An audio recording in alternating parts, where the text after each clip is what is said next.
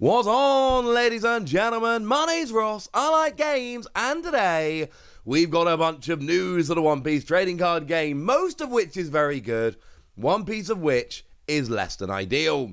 But I want to start off with something that makes me personally very happy indeed, because this is something that I have been waiting for, and I'm sure I've mentioned this in videos in the past. We are getting a One Piece card game first anniversary book. And I love this. I absolutely love this. And the reason I've been specifically asking for it for One Piece is because, of course, we already had this for Digimon. This is a thing that we've already had, and it was awesome. So I'm kind of delighted we've got it here. Now, what we had for One Piece was a first anniversary book, and basically what the book covered was the first year of the One Piece trading card game. It was largely, and there were a couple other little bits in there, it was largely a card gallery. Largely, it is basically just a big gallery of every card that was released in the first year of the Digimon TCG. And that seems to be what we've got here. It's described, there was a tweet that went out, and the way it's described on the tweet, and this is Google translated: first official guidebook, first anniversary complete guide to be released on the 25th of August, covering over 1,000 cards, a recommended book to accompany deck construction. In addition to limited bonus cards are included. Now, I feel two ways about this. Now, the fact that the book is coming is amazing. I absolutely love it. That is wonderful and brilliant and awesome. The fact that they are including promo cards is awesome. But there's also a part of me that kind of wishes there weren't promos, because it depends what the promos are. If they're good promos, it is going to make this book way harder to actually pre-order, and that's going to be a pain. So this is something we're going to have to kind of cross our fingers and hope. Of course, when it came to Digimon, we did get a couple of promo cards included in it as well. It was Old Force Vegemon and Aero Vegemon Zero. And they were actually included as box toppers in New Awakening, as well as the pre-release cards for BT7. So they really went out of their way in English to make these cards available, including them as both pre-release promos and then box topper promos later. Having them for both was just fantastic and wonderful, and a brilliant, brilliant, brilliant idea. Go team! That's going to be probably a similar thing here. I'm not saying there'll be box toppers, and I'm not saying there'll be pre-release promos, but I am saying that's the kind of stuff. These cards are going to be made available. We've seen this already. When we get these cards that are released as magazine promos or whatever over in Japan, they do make their way over here. Expect that very much to be the case again, and that's awesome. But yeah, this book sounds amazing. I'm so excited about this book. We don't know what the promos are, which makes me a little bit sad. But it's basically just going to be a lovely book with a gallery of the entire first year of One Piece TCG cards. You know, OP 1 to 4, starter deck 1 to 10, all the promos, etc. And if it's anything like the Digimon one, and it's probably going to be exactly like the Digimon one, it's going to be such a cool book to sit and have a flick through, as well as coming with 2 promos. Yeah, this one's going to be absolutely fantastic. Now, a smaller piece of news, but I do think a piece of news which is pretty important, is I told you about those official deck boxes the other day that were coming. Well, now we have confirmation that they are coming in English. They're coming slightly later. In Japan, they are being released on the 29th of July. In English, we've got an official release in September. We don't have a proper release date. We've got a release date for September. They are coming out for $7.50, and you get a card case and a separator. That's one of, like, presumably the plastic little card-shaped things, which has got a little bit poking out of the top. And essentially, you put this in your deck box. So if you've got, say, a deck and then a bunch of cards to switch in and out, you know, while you're testing, or some extra sleeves or whatever, this is something to put in front of them to separate them from your deck. And it's cool. And we don't need to spend much time talking about them, because we talked about them the other day. We've got Luffy, which is the same art as the red Luffy with Banish from OP04.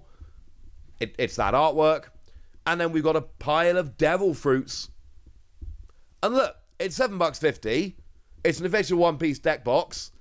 If you're looking for deck boxes and you want to get some One Piece love going on, brilliant. If not, these are eminently skippable. No promo cards or anything along those lines, but I like the idea of having official deck boxes. I really like having that option because I'm a big nerd and I love the One Piece card game, and there's just something better about having my One Piece decks in One Piece deck boxes. Although these come out when I'm in Japan or when I land in Japan, literally the day I land, so I think I'm probably going to end up picking up the Japanese ones in July. But that's just me, ladies and gentlemen. That's just me. Now, the final thing we need to have a little bit of a chat about today is about webcam tournaments, and this is actually a very, very, very big deal. And it's honestly not ideal, but I don't know what we can do about it to make it better. Now, a tweet went out saying this: regarding cards that look at your opponent's life for online play. Several cards in OPO3 have a text effect such as look at up to one card from the top of your opponent's life cards and place it back at the top or bottom of the life cards. For upcoming English version online events only, this effect will be treated as look at up to one card from the top of your life cards, or your opponent reveals up to one card from the top of their life cards in order to accommodate for the practical limitations of a webcam tournament. To be clear, this is not a text change or rule change and is only implemented due to the practical limitations of a webcam tournament. Thank you for your understanding. This is not an ideal situation by any stretch. But like I just said a moment ago, I'm not sure we've got better options here. This is one of those things that's kind of inevitable but rubbish. So if we take a look at Charlotte Katakuri from Starter Deck 7, on play, you look at the top card from yours or your opponent's life and place it at the top or bottom of your life. Then, if you have less life cards than your opponent, or I'm pretty sure that should be fewer, this character gains Rush during this turn. So basically, it allows you to manipulate life. But the whole point is, it's secret. Now, there's a few things going on here. Obviously, there could be triggers. So a card like Charlotte Brûlée with a trigger, for instance, it's nice to know whether that's going to be at the top of your deck. And obviously, if you really want a card like that to come out, but it's not on top of your life, you can put it on the bottom of your life, and we don't know what the next card's going to be. You've only looked at one, but hopefully, cross your fingers, that's going to be the one that comes up next. That's the dream here. But also, if it's not a trigger, the card at the top of your life, or your opponent's life, is the card that they are going to get. When your life gets taken, you get that card that goes to your hand. Which means knowing which card that is going to be very important information. As an example, let's say you know that the next card you get from your life is going to be, I don't know, Charlotte Pudding, or any card that's got counter plus 2,000. If you know that the next card taken, the next life card taken from you, i.e. that's going to bump into your hand, has counter plus 2,000, you know that you're going to get a counter plus 2,000. So maybe you're okay burning a counter card you would otherwise have saved, knowing that there's a counter plus 2,000 coming, or maybe you're willing to give up the next life because you want that counter plus 2,000, so you're willing to give up the life to get the counter to stop another attack later on down the line. And essentially what you're doing here is going through the game and making decisions with extra information that you wouldn't have. A card like Charlotte Katakuri is supposed to be secret. You know what the top card of your opponent's life is, but your opponent doesn't. But now in a webcam tournament, that card gets revealed. Both you and your opponent know what that card is going to be. And this is not the way the game was intended. It's not the way the cards were written. The cards are written to give you and only you secret information about the top card of your or your opponent's life. And then, for a card like Charlotte Katakuri, the option to either leave it at the top or pop it on the bottom. And there are a bunch of others. The Charlotte Katakuri Leader from OPO3 lets you look at the top card from your opponent's life and put it at the top or bottom to gain 1,000 power. The Charlotte Pudding I used as an example of a counter plus 2,000 lets you look at the top card of your opponent's life and place it at the top or bottom of the life. These effects are very much out there. And now they don't work. And this is only in webcam tournaments. This is not a change to the rules. As I said, this is not an official errata. It is just in webcam tournaments. It has now been changed. And it's a bit of a nerf, I'll be honest with you. These yellow decks are not as good as they were because these skills do not act as well as they did before because they give your opponent the information as well. But my question to you, and I know not everybody's happy about this, what is the better option here? Because ideally, in an ideal scenario, your opponent picks up the top card of their life, shows you on the webcam, puts it back, top or bottom as you say, and never sees it. But it's a webcam tournament. So in theory, both players are going to be, both the screens are going to be, both the playing fields are going to be on the screen as you're playing. We all know that webcam tournaments lend themselves to cheating more than other tournaments. I'm sorry, I wish it wasn't the case, but it obviously is. And this is something that would be darn near impossible to police.